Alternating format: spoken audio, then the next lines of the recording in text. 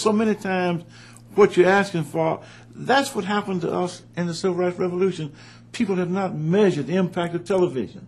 Every evening, white families would sit down to eat dinner and see some food down here like, well, some crazy person, let me get my language straight, like the sheriff of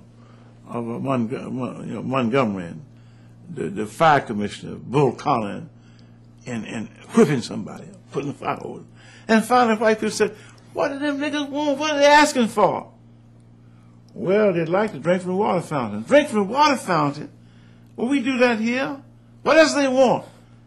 They'd like to be able to ride anywhere on the streetcar. Ride anywhere on the streetcar? In other words, what we were asking for.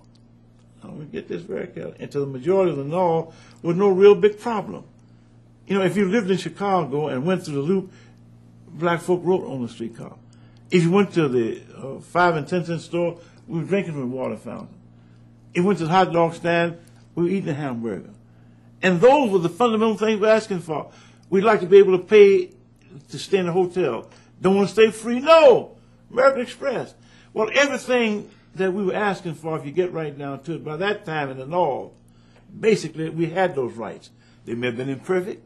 They may not have been enforced. But the white community started asking the questions, what do these people want that is causing all this hell?